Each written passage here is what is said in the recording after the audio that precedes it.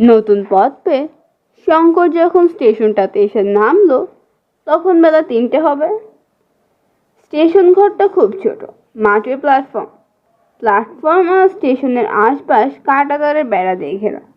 Station ঘরের পেছনে তার থাকবার কোয়ার্টার, পায়রার খোপের মতো ছোট।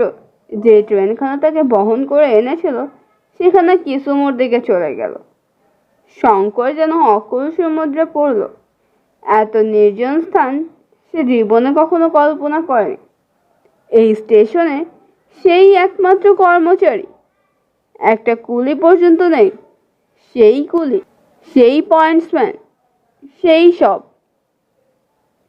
এরকম ব্যবস্থার কারণ হচ্ছে এই যে এসব স্টেশন এখন মোটেই আয়কর নয়। এর অস্তিত্ব এখনো পরীক্ষা সাপেক্ষ। এদের পেছনে রেল কোম্পানি বেশি খরচ করতে রাজি নয়। একখানি ট্রেন সকালে, একখানি এই গেল, আর সারা দিন রাত্রে ট্রেন নেই। সুতরাং তার হাতে প্রচুর অবসর আছে। চার্জ বুঝে নিতে হবে এইটুকু কাজ। আগে স্টেশন মাস্টারটি গুজরাটি, বেশ ইংরেজি জানে। সে নিজের হাতে চা করে নিয়ে এলো। চার্জ বোঝাবার বেশি কিছু নেই। গুজরাটি ভদ্রলোক তাকে পেয়ে খুব খুশি। ভাবে বোধ হলো সে কথা বলবার সঙ্গী পায়নি অনেকদিন।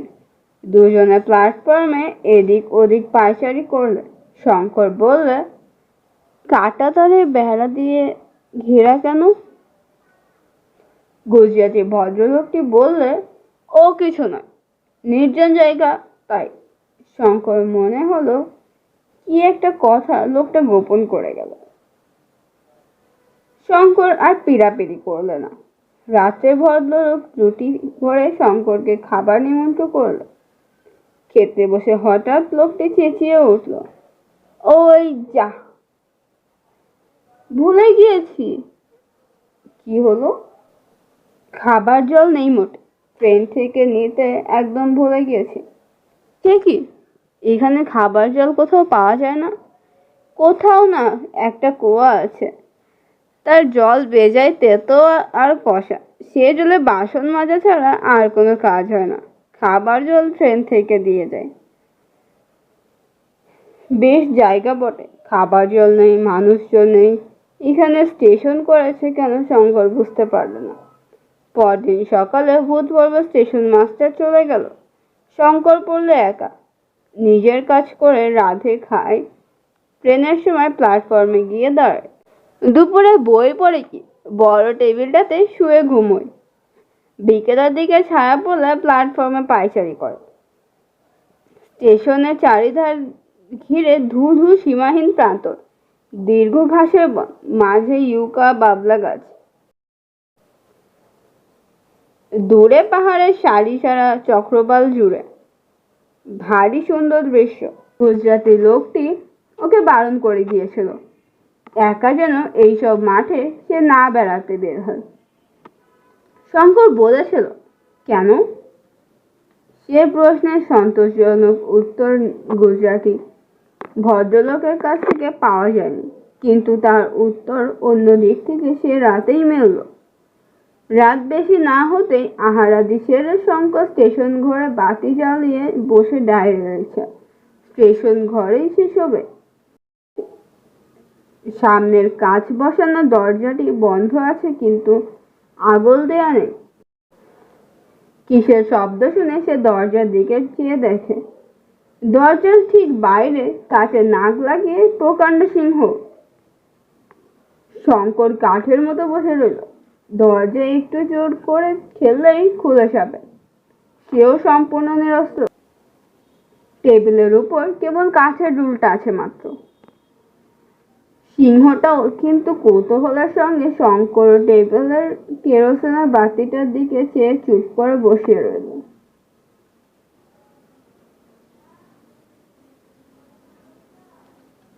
খুব বেশিক্ষণ ছিল না, হয়তো মিনিট 2, কিন্তু শঙ্করের মনে হলো সে আর সিংহটা কতকাল ধরে পরস্পরের দিকে চেয়ে দাঁড়িয়ে আছে। তারপর সিংহ ধীরে ধীরে অনাসক্তভাবে দরজা থেকে সরে গেল। শঙ্কর হঠাৎ যেন চেতনা ফিরে পেল।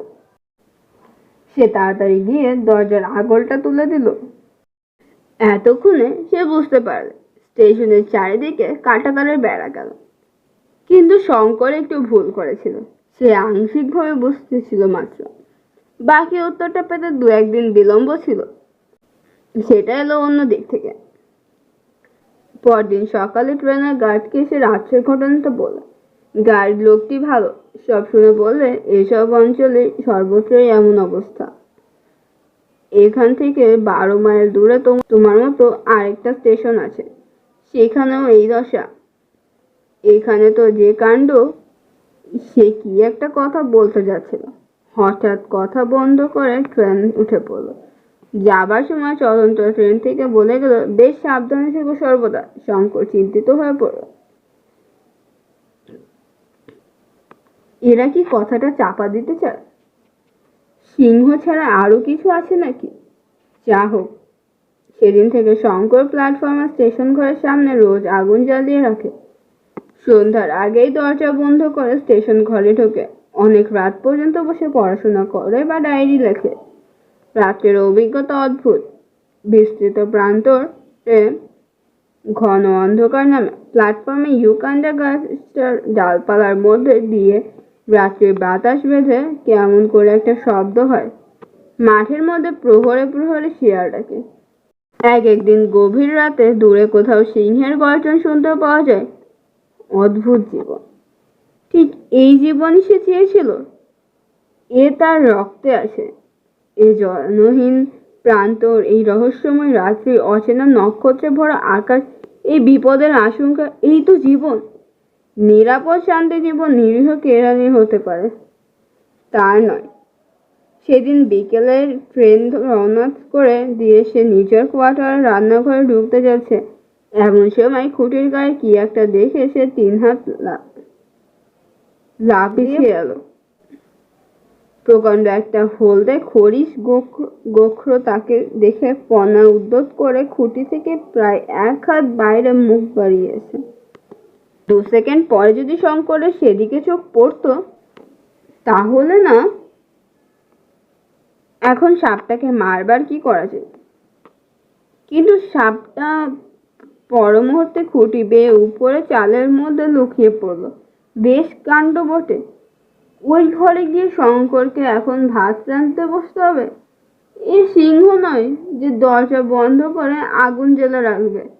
খানিকটা ইতস্তত করে শঙ্কর অগত্যা রান্নাঘরে ঢুকলো এবং কোনো ক্রমে তাড়াতাড়ি রান্না সেরে সন্ধ্যা হবার আগেই খাওয়া দাওয়া সাঙ্গ করে সেখান থেকে বেরিয়ে স্টেশন ঘরে এলো। কিন্তু স্টেশন ঘরেই বা বিশ্বাস কি? সাপ কখন কোন পাক দিয়ে ঘরে ঢুকবে তাকে কি আর ঠেকায় রাখা যাবে? পরদিন সকালে ট্রেনের গার্ডের গাড়ি থেকে একটি নতুন কুলে তার রসদের বস্তা নিয়ে নামিয়ে দিতে এলো। সপ্তাহে 2-3 বস্তা থেকে চাল আর আলু রেল কোম্পানি এইসব নির্জন স্টেশন কর্মচারীদের পাঠিয়ে দেয়। মাসিক বেতন থেকে দাম কেটে নেওয়া হয়। যে কুলেটা রসদের বস্তা নামিয়ে দিতে এলো সে ভারতীয়, গুজরাট অঞ্চলে বাড়ি। বস্তাটা নামিয়ে সে কেমন যেন অদ্ভুতভাবে চাইল শঙ্করের দিকে এবং পাশে শঙ্কর কিছু তাকে জিজ্ঞাসা করে। এই ভয়ে যেন তাড়াতাড়ি গাড়িতে উঠে পড়ল। খুলে সে দৃষ্টি শঙ্করের চোখ এড়ায়নি। কি রহস্য জড়িত আছে যেন এই জায়গাটার সঙ্গে।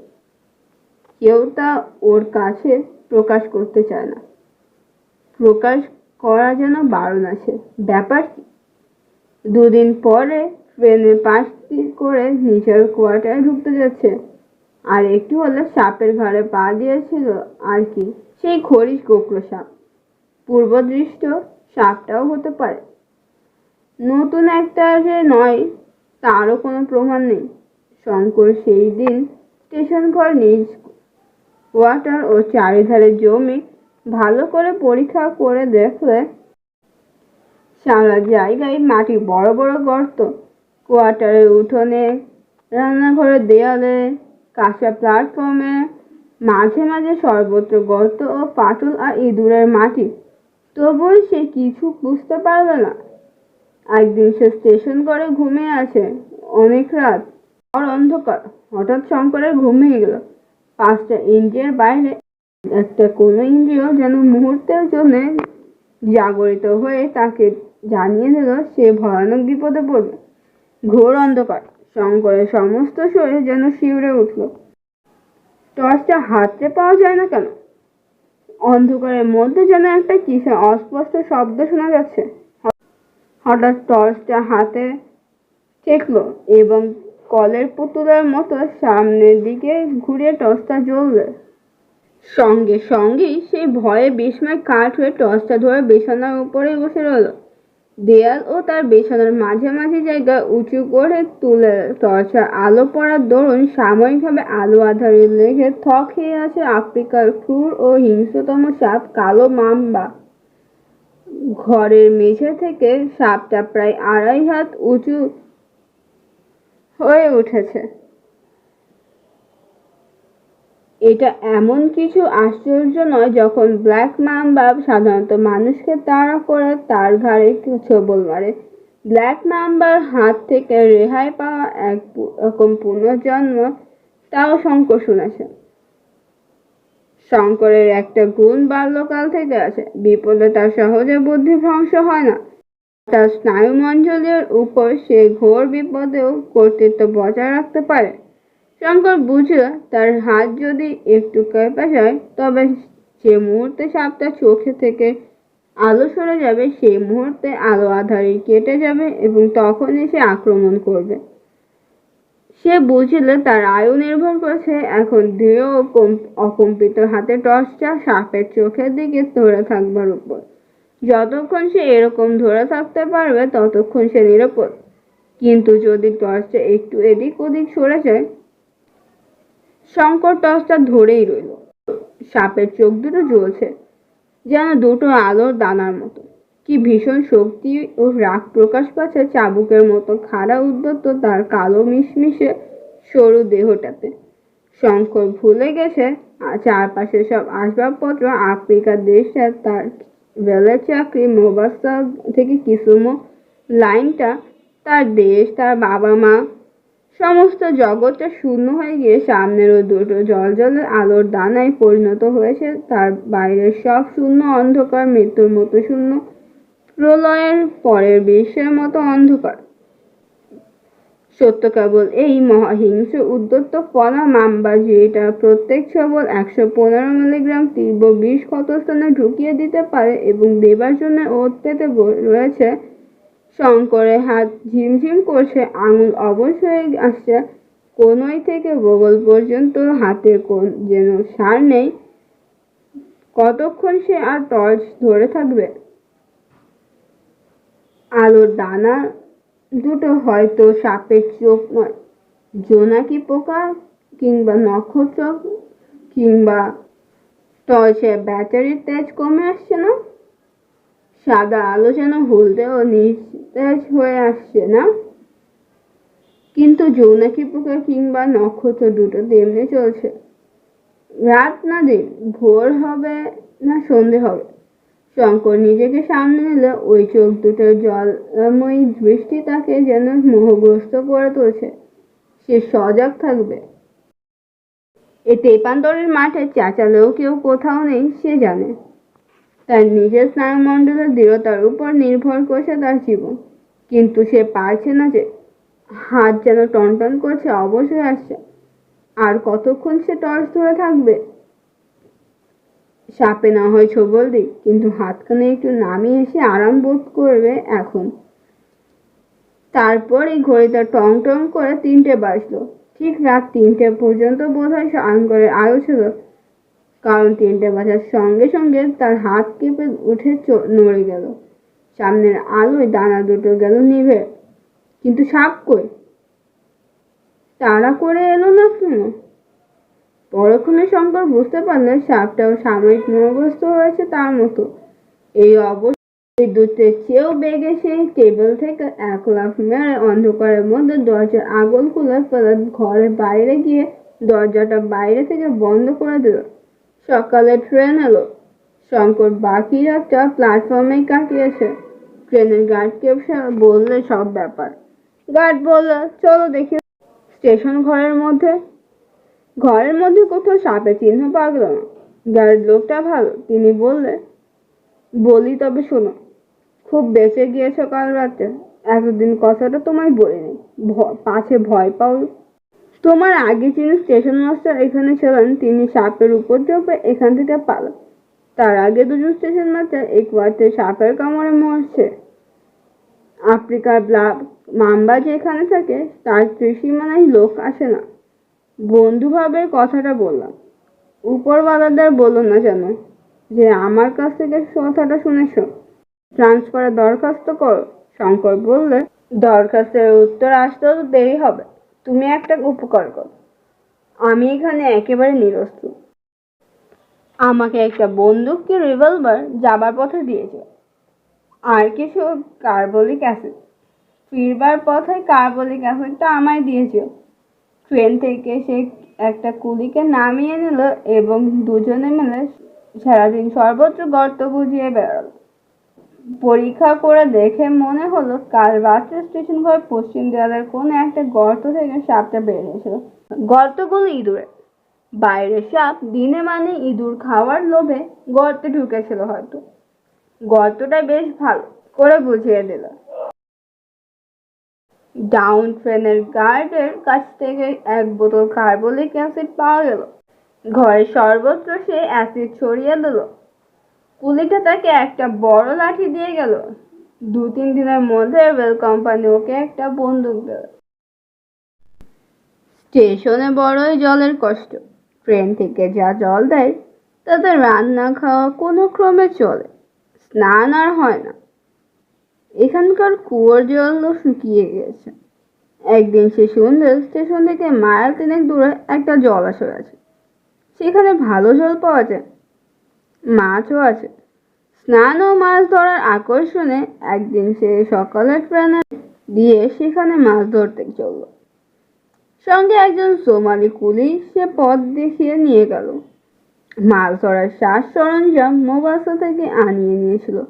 জলাশয়টা মাঝারি গোছের, চারধারে উঁচু ঘাসের ইউকা গাছ, কাছেই একটা অনুচ্চ পাহাড়। জলে সে স্নান সেরে ওঠে 2 পিস ছিপ পেলে, ট্যাংরা জাতীয় ছোট ছোট মাছ অনেকগুলি পেলে। মাছ যথেষ্ট জোটেনি অনেকদিন, কিন্তু বেশি দেরি করা চলবে না, কারণ আবার বিকেল 4টার মধ্যে স্টেশনে পৌঁছানো চাই। বিকালে ট্রেন পাস করবার জন্য মাঝে মাঝে প্রায় সে মাছ ধরতে যায়। কোনোদিন সঙ্গে লোক থাকে, প্রায় একাই যায়। স্নানের কষ্ট ঘুরছে। গ্রীষ্মকাল ক্রমেই প্রখর হয়ে উঠল। আফ্রিকার দরুন গ্রীষ্মবেলা 9টার পর থেকে আর রোদে যাওয়া যায় না।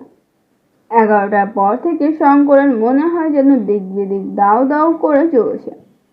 তবুও সে ট্রেনের লোকের মুখে শুনলে মধ্য আফ্রিকা ও দক্ষিণ আফ্রিকার গরমের কাছে এ গরম কিছুই নয়। শীঘ্রই এমন একটা ঘটনা ঘটল যা থেকে শঙ্করের জীবনের গতি মোড় ঘুরে অন্য পথে চলে গেল। একদিন সকালের দিকে শঙ্কর মাছ ধরতে গিয়েছিল। যখন ফিরছে তখন বেলা 3টে। স্টেশন যখন আর মাইলটা আছে তখন শঙ্করের কানে গেল সেই রৌদ্রদগ্ধ প্রান্তরের মধ্যে কে যেন কোথায় অস্পষ্ট স্বরে আর্তস্বরে কিছু বলছে। কোন দিক থেকে আসছে স্বরটা লক্ষ্য করে কিছু দূর যেতেই দেখল একটা ইউকা গাছের নিচে স্বল্প মাত্র ছায়াটুকুতে কে একজন বসে আছে। শঙ্কর দ্রুত পদে তার কাছে গেল। লোকটা ইউরোপিয়ান, পরনে তালি দেওয়া ছিন্ন ও মলিন কোট প্যান্ট, এক মুখ লাল দাড়ি, বড় বড় চোখ, মুখের গড়ন বেশ সুস্থির, দেহ বেশ বলিষ্ঠ ছিল বোঝা যায়, কিন্তু সম্ভবত রোগে কষ্টে ও অনাহারে বর্তমানে শীর্ণ। লোকটা গাছের গুঁড়োতে হেলান দিয়ে অবসন্নভাবে পড়ে আছে। তার মাথার মলিন সোলার টুপিটা একদিকে গড়িয়ে পড়ছে মাথা থেকে। পাশে একটা খাকি কাপড়ের বড় ছোলা। শঙ্কর ইংরেজিতে জিজ্ঞাসা করলে, তুমি কোথা থেকে আসছো? লোকটা কথার উত্তর না দিয়ে মুখের কাছে হাত নিয়ে গিয়ে জল পানের ভঙ্গি করে দেখালো। একটু জল। জল? শঙ্কর বললে, এখানে তো জল নেই, আমার উপর ভর দিয়ে স্টেশন পর্যন্ত আসতে পারবে? অতি কষ্টে খানিকটা ভর দিয়ে এবং শেষের দিকে শঙ্করের কাঁধে চেপে লোকটা প্ল্যাটফর্মে পৌঁছালো। ওকে আনতে গিয়ে দেরি হয়ে গেল। বিকেলে ট্রেন ওর অনুপস্থিতিতেই চলে গেল। ও লোকটাকে স্টেশন ঘরে বিছানা পেতে শোয়ালো, জল খাইয়ে সুস্থ করলে, কিছু খাদ্যও এনে দিল। সে খানিকটা চাঙ্গা হয়ে উঠল বটে, কিন্তু শঙ্কর দেখলে লোকটা ভারী জ্বর হয়েছে। খানিক দিনের অনিয়মে, পরিশ্রমে, অনাহারে তার শরীর একেবারে ভেঙে গেছে। 2-4 দিনে সে সুস্থ হবে না। লোকটা একটু পরে পরিচয় দিল। তার নাম ডিয়েগো আলভারেজ। যাতে পর্তুগিজ, তবে আফ্রিকার সূর্যে তার পর্ণ তামাতে করে দিয়েছে। রাত্রেও কেউ স্টেশনে রাখলে শঙ্কর, কিন্তু ওর অসুখ দেখে সে পড়ে গেল বিপদে। এখানে ওষুধ নেই, ডাক্তার নেই। সকালে ট্রেন মোবাসার দিকে যায় না। বিকেলের ট্রেনে গার্ড রোগীকে তুলে নিয়ে যেতে পারে, কিন্তু রাত কাটতে এখনো অনেক দেরি। বিকেলের গাড়িখানা স্টেশনে এসে যদি পাওয়া যেত, তবে তো কথাই ছিল না। শঙ্কর রোগীর পাশে রাত জেগে বসে রইল।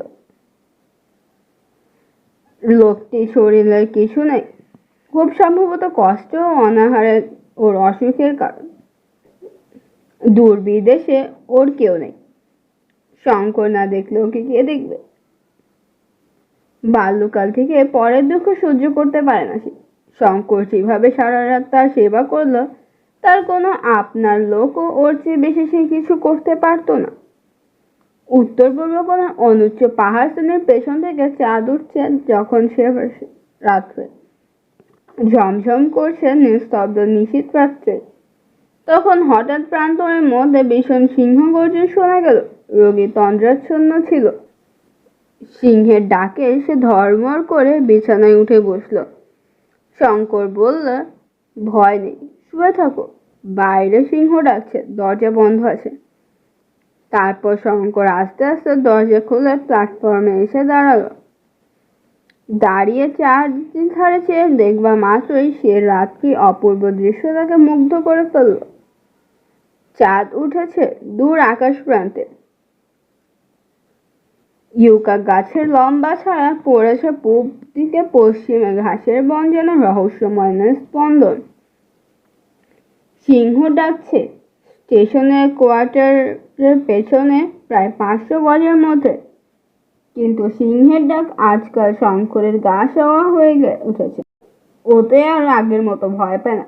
রাত্রির সৌন্দর্য এত আকৃষ্ট করছে ওকে যে ও সিংহের সান্নিধ্য যেন ভুলে গেল। ফিরে ও স্টেশন ঘরে ঢুকলো। টং টং করে ঘড়িতে 2টো বেজে গেল। ওর ঘরে ঢুকে দেখলো রোগী বিছানায় উঠে বসেছে। বললে, একটু জল দাও, খাবো। শঙ্কর বেশ ভালো ইংরেজি বলতে পারে। শঙ্কর টিন থেকে জল নিয়ে ওকে খাওয়ালে। লোকটার জ্বর তখন যেন কমছে। সে বললে, তুমি কি বলছিলে? আমার ভয় করছে কিনা ভাবছিলে?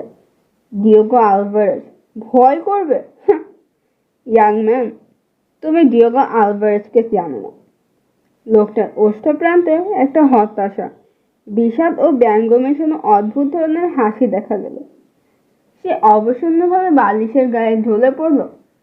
ওই হাসিতে শঙ্করের মনে হলো এ লোক সাধারণ লোক নয়। তখন ওর হাতের দিকে নজর পড়ল শঙ্করে। বেটে বেটে মোটা মোটা আঙুল, দড়ির মতো শিরাবহল হাত, তাম্রা দাড়ির নিশা চিবুকের ভাব সব তো মানুষের পরিচয় দিচ্ছে। এতক্ষণ পরে খানিকটা জ্বর কমে যাওয়াতে আসল মানুষটা বেরিয়ে আসছে যেন ধীরে ধীরে। লোকটা বললে, সরে এসো কাছে। তুমি আমার যথেষ্ট উপকার করেছ। আমার নিজের সাথে থাকলে এর বেশি করতে পারতো না। তবে একটা কথা বলি, আমি বাঁচব না। আমার মন বলছে আমার দিন ফুরিয়ে এসেছে। তোমার উপকার করে যেতে চাই। তুমি ইন্ডিয়ান। এখানে কত মাইনে পাও?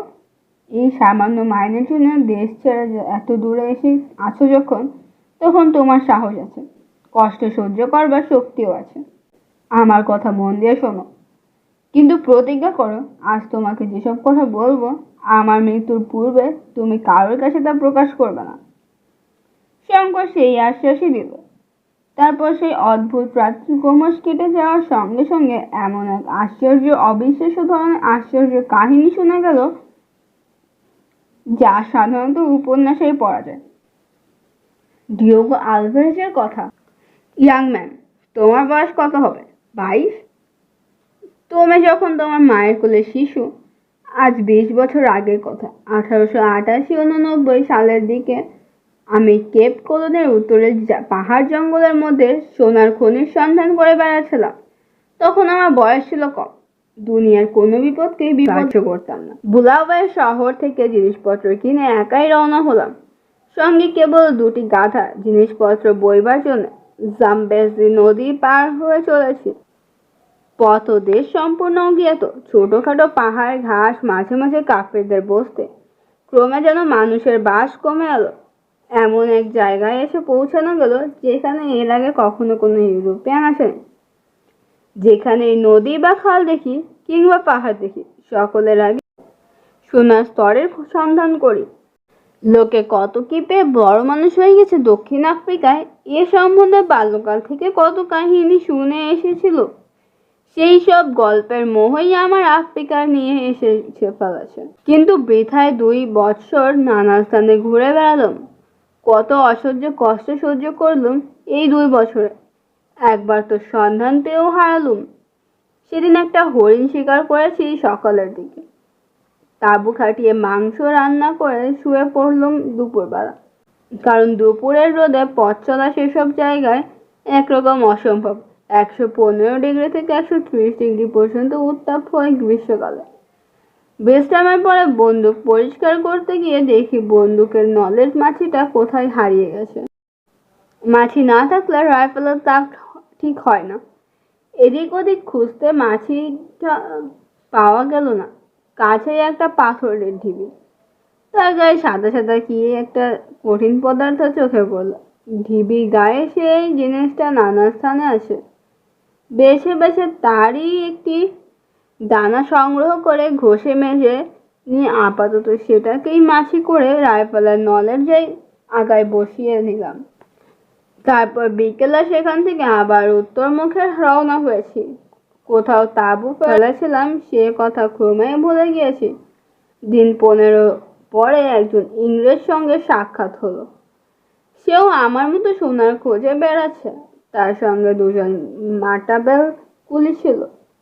পরস্পরকে দেখে আমরা খুশি হলাম। আর তার নাম জিম কার্টার।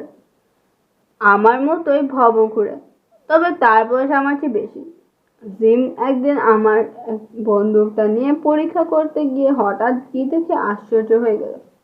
আমার বললে, বন্দুকের মাছি তোমার এরকম কেন?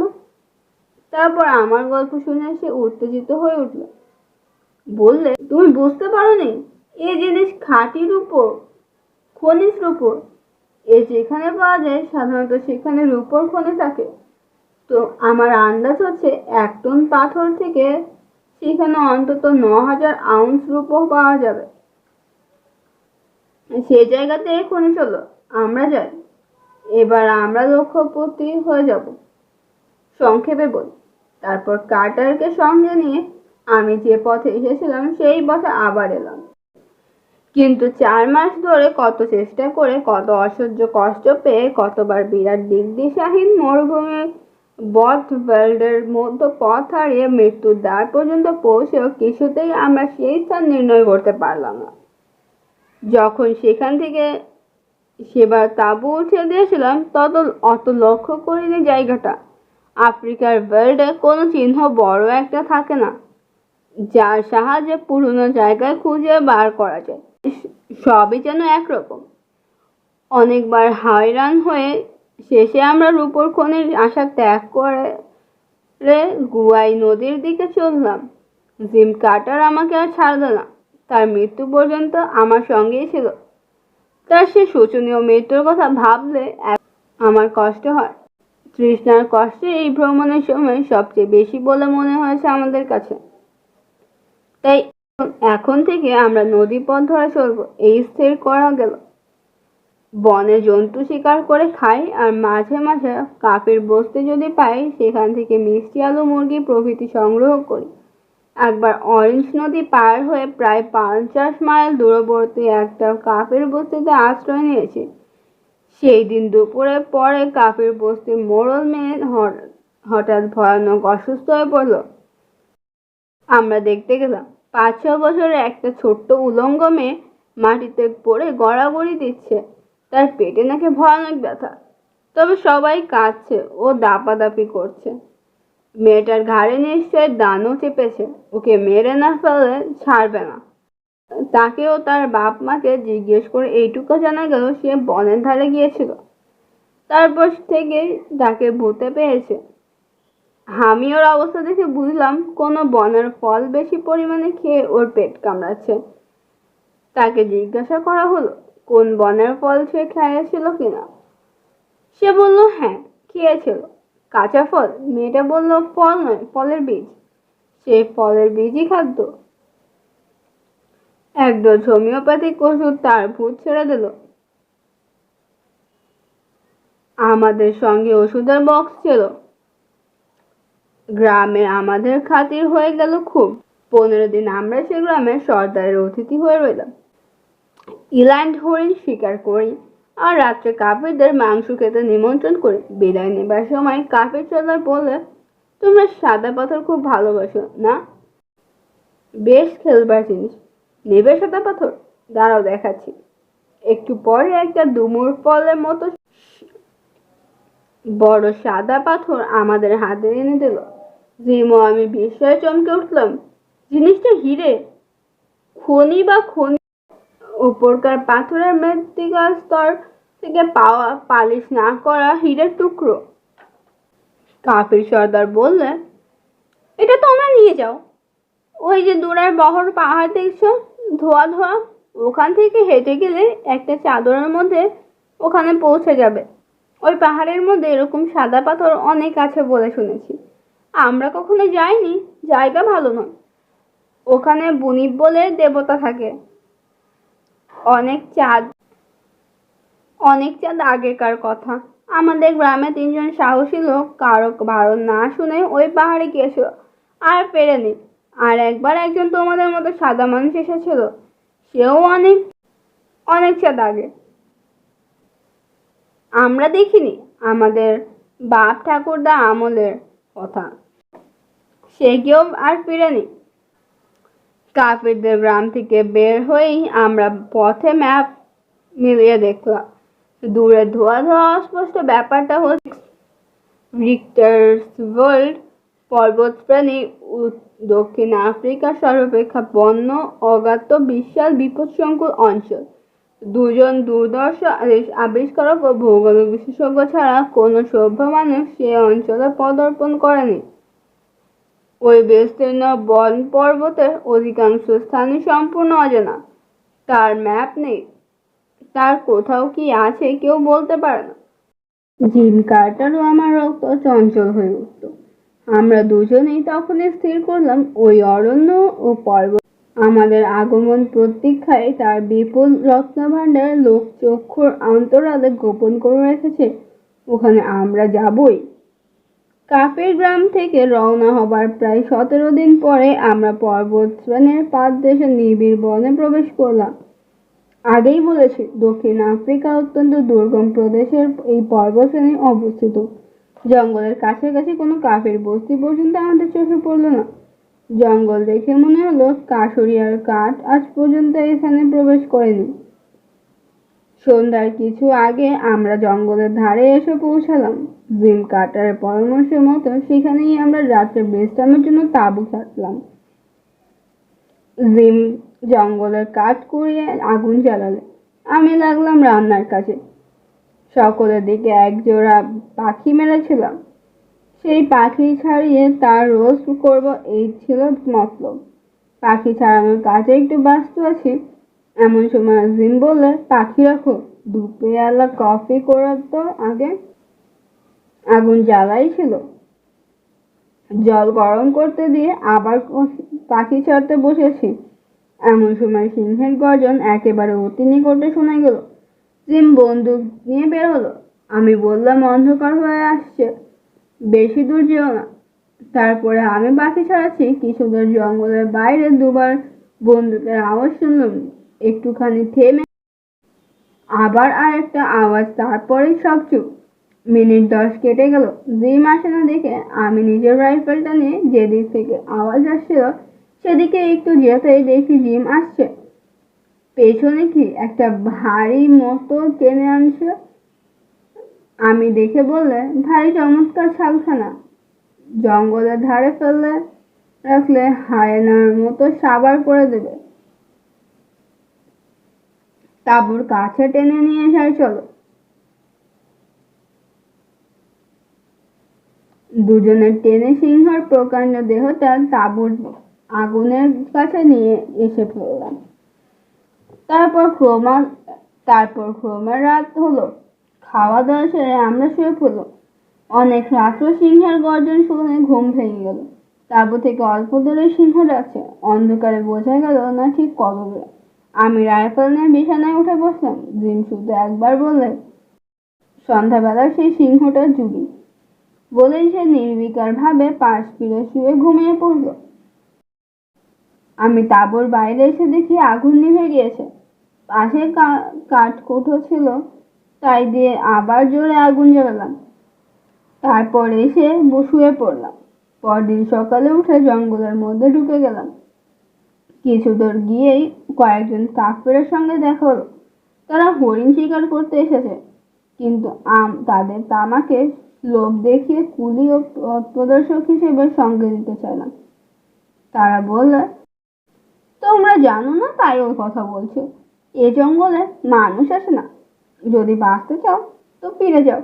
ওই পাহাড়ের প্রাণী উপেক্ষাকৃত নিচু ওটা পার হয়ে ওদিকে খানিকটা সমতল জায়গা আছে, বনে ঘেরা। তার ওদিকে আবার এর চেয়েও একটু উঁচু পর্বত শ্রেণী। ওই পর্বত সমতল জায়গা বড় বিপজ্জনক। ওখানে বুনিপ থাকে। বুনিপের হাতে পড়লে আর ফিরে আসতে হবে না। ওখানে কেউ যায় না। আমরা তামাকের লোভে ওখানে যাবো মরতে? ভালো চাও তো তোমরাও যেও না। আমি জিজ্ঞাসা করলাম, বুনিপ কি? তারা জানে না, তবে তারা স্পষ্ট বুঝিয়ে দিল বুনিপ কি না জানলেও সে কি অনিষ্ট করতে পারে সেটা তারা খুব ভালো রকমই জানে। ভয় আমাদের দাঁতে ছিল না, জিম কার্টার তো একেবারেই নয়। সে আরো বিশেষ করে জেদ ধরে বসলো। এই বুনিপের রহস্য তাকে ভেদ করতেই হবে। হিরে পায় বা না পায়, মৃত্যু যে তাকে অলিখিত টানছে তখনও যদি বুঝতে পারতাম। বৃদ্ধ এই পর্যন্ত বলে একটু হাঁপিয়ে পড়ল। শঙ্করের তখন অত্যন্ত কৌতূহল হয়েছে। এই ধরনের কথা সে আর কখনোই শোনেনি।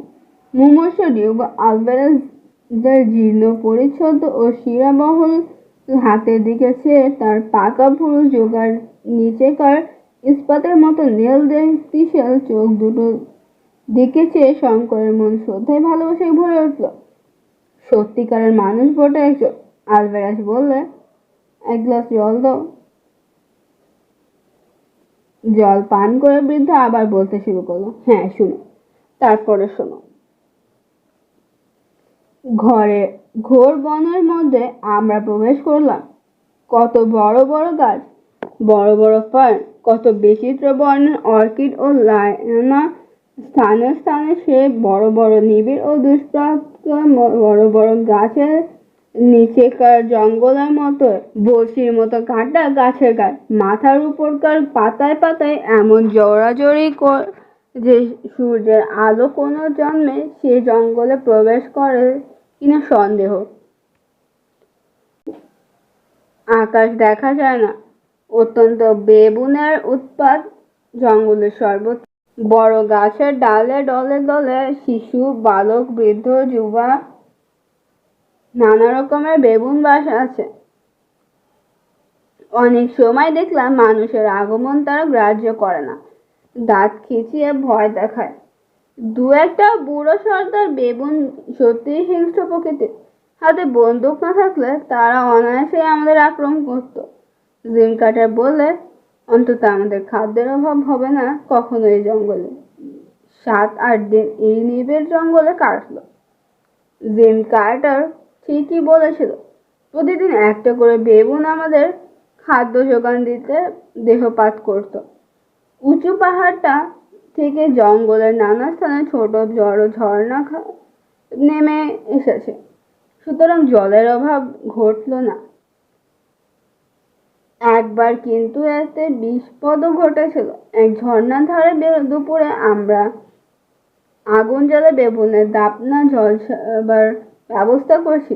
জিম গিয়ে তৃষ্ণার ঝোঁকে জল পান করলো। তার একটু পরেই তার ক্রমাগত বমি হতে শুরু করলো, পেটে ভয়ানক ব্যথা। আমি একটু বিজ্ঞান জানতাম, আমার সন্দেহ হতে ঝর্ণার জল পরীক্ষা করে দেখি জলে খনিজ আর্সেনিক মেশানো আছে। পাহাড়ের উপর আর্সেনিকের স্তর ধুয়ে ঝর্ণা নেমে আসছে নিশ্চয়। হোমিওপ্যাথিক বাক্স থেকে প্রতিষেধক ওষুধ দিতে ঝর্ণার দিকে জিম সুস্থ হয়ে উঠল। বনের মধ্যে ঢুকে কেবল এক বেবুন ও মাঝে মাঝে দু একটা বিষধর সাপ ছাড়া অন্য কোনো বন্যজন্তু দেখে আমাদের সাক্ষাৎ হয়নি। পাখি আর প্রজাপতির কথা অবশ্য বাদ দিলাম, কারণ এইসব ট্রপিক্যাল জঙ্গল ছাড়া এত বিচিত্র বর্ণ ও শ্রেণীর পাখি ও প্রজাপতি আর কোথাও দেখতে পাওয়া যাবে না। বিশেষ করে বন্যজন্তু বলতে যা বোঝায় তারা সে পর্যায়ে পড়ে না। রিক্টারসভেল্ড পর্বতশ্রেণীর একটা শাখা পর্বত আমাদের সামনে পড়লো। সেটা মূল ও প্রধান পর্বতের সঙ্গে সমান্তরালভাবে অবস্থিত বটে, সঙ্গে অপেক্ষাকৃত নিচু। সেটা পার হয়ে আমরা একটা বিস্তীর্ণ বনময় উপত্যকায় নেমে তাঁবু ফেললাম। নদী দেখে আমার আনন্দ হলো। এইসব নদীর তীর থেকে অনেক খনিজ দ্রব্যের সন্ধান পাওয়া যায়।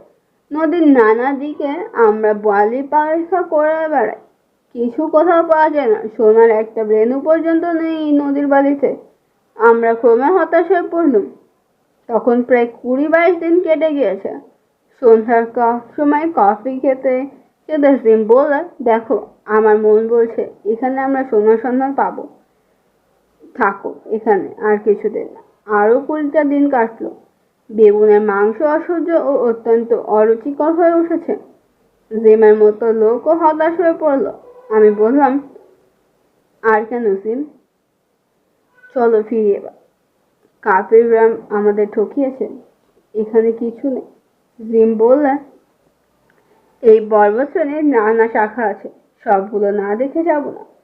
একদিন পাহাড়ি নদীটার খাতে ধরে বসে বালি চালাতে চালাতে পাথরের নুড়ি রাশির মধ্যে অর্ধপ্রথিত একখানা হলদে রঙের ছোট পাথর আমি ও জিম একসঙ্গেই দেখতে পেলাম। আমাদের মুখ আনন্দ ও বিস্ময় উজ্জ্বল হয়ে উঠল। জিম বললে, ডিওগো, পরিশ্রম এতদিনে সার্থক হলো। চিনেছ তো? আমি বুঝেছিলাম। বললাম, হ্যাঁ, কিন্তু জিনিসটা নদীর স্রোতে ভেসে আসা খনির অস্তিত্ব নেই এখানে। পাথরখানা দক্ষিণ আফ্রিকার বিখ্যাত হলদে রঙের হীরের জাত। অবশ্যই খুব আনন্দের কোনো কারণ ছিল না, কারণ এতে মাত্র এটাই প্রমাণ হয় যে এই বিশাল পর্বত শ্রেণীর কোনো অজ্ঞাত দুর্গম অঞ্চলে হলদে হীরের খনি আছে। নদীর স্রোতে ভেসে এসেছে তা থেকে একটা স্তরের টুকরো। সে মূল খনি খুঁজে বার করা অমানসিক পরিশ্রম, ধৈর্য ও সাহস সাপেক্ষ। ওই পরিশ্রম, সাহস ও ধৈর্যের অভাব আমাদের ঘটতো না, কিন্তু যে দৈত্য ওই রহস্যময় বন পর্বতের অমূল্য হীরকখনির প্রহরী, সে সম্পূর্ণ অপ্রত্যাশিতভাবে আমাদের বাধা দিল। একদিন আমরা বনের মধ্যে একটা বিশাল জায়গায় বসে সন্ধ্যার দিকে বিশ্রাম করছি। আমাদের সামনে এই জায়গাটাতে একটা তাল গাছের তলায় গুড়িটা ঘিরে খুব ঘন বন ঝোপ। হঠাৎ আমরা দেখলাম কিসে যেন অত বড় তাল গাছটা এমন নাড়া দিচ্ছে, তার উপরকার শুকনো ডালপালাগুলো খড় খড় করে নড়ে উঠছে, যেমন নড়ে ঝড় লাগলে গাছটা সেই সঙ্গে নড়ছে। আমরা আশ্চর্য হয়ে গেলাম। বাতাস নেই কোনো দিকে, অথচ তাল গাছ নড়ছে সেখানে। আমাদের মনে হলো কে যেন তাল গাছের গুঁড়িটা ধরে ঝাঁকিয়ে দিচ্ছে। জিম তখনই ব্যাপারটা কি তা দেখতে গুঁড়ির তলায় সেই জঙ্গলটার মধ্যে ঢুকলো। ওর মধ্যে ঢুকে এবার অল্পক্ষণ পরেই আমি একটা আর্তনা শুনতে পেয়ে রাইফেল নিয়ে ছুটে গেল। ঝোপের মধ্যে ঝুঁকে দেখি জিম রক্তাক্ত দেহে বনের মধ্যে পাড়িয়ে আছে। কোনো ভীষণ বলবান জন্তু যে তার মুখের সামনে এসে বুক পর্যন্ত ধারালো নখ দিয়ে ছিঁড়ে ফেলে দিয়েছে। যেমন পুরনো বালিশ পেড়ে তুলো বের হচ্ছে তেমনি। জিম শুধু বললে, সাক্ষাৎ শয়তান, মূর্তিমান শয়তান। হাত দিয়ে ইঙ্গিত করে বললে, পালাও পালাও।